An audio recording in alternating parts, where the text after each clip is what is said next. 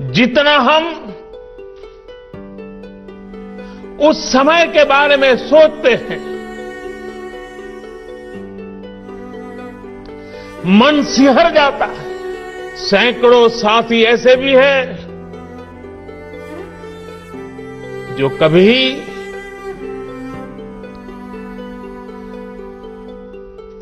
घर वापस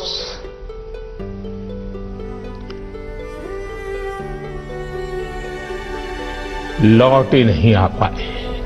आज भारत जब अपना टीकाकरण अभियान शुरू कर रहा है तो मैं उन दिनों को भी याद कर रहा हूं। कोरोना संकट का वो दौर जब हर कोई चाहता क्या कि कुछ करें, लेकिन उसको उतने रास्ते नहीं सूझते थे। सामान्य तौर पर बीमारी में पूरा परिवार बीमार व्यक्ति की देखभाल के लिए जुट जाता है, लेकिन इस बीमारी ने तो बीमार को ही अकेला कर दिया।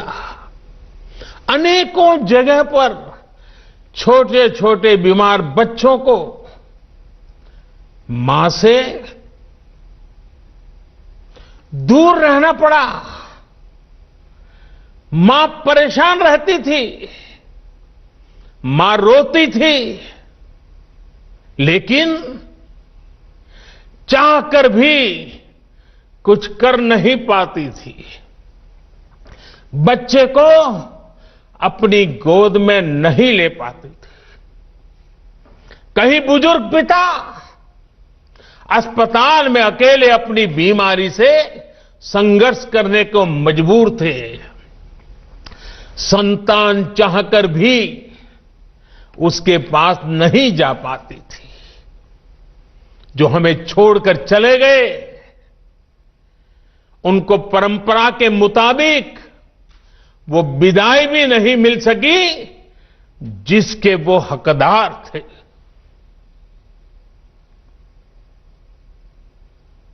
जितना हम उस समय के बारे में सोचते हैं, मन सिहर जाता है, उदास हो जाता है। लेकिन साथियों, संकट के उसी समय में, निराशा के उसी वातावरण में कोई आशा का भी संचार कर रहा था। हमें बचाने के लिए अपने प्राणों को संकट में डाल रहा था। हमारे doctor, nurse, paramedical staff, ambulance driver, ASHA worker, सफाई कर्मचारी, पुलिस के साथी और दूसरे फ्रंटलाइन वर्कर्स, उन्होंने मानवता के प्रति अपने दायित्व को प्राथमिकता दी। इनमें से अधिकांश तब अपने बच्चों, अपने परिवार से दूर रहे, कई कई दिन तक घर नहीं गए।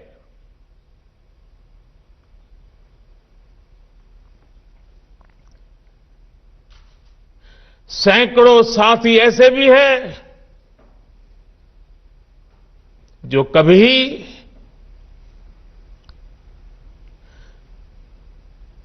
घर वापस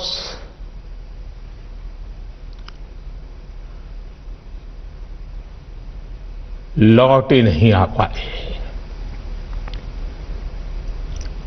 उन्होंने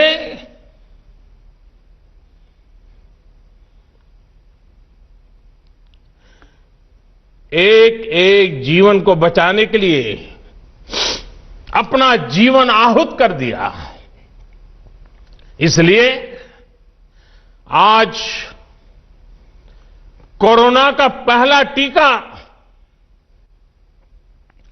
स्वास्थ्य सेवा से जुड़े लोगों को लगाकर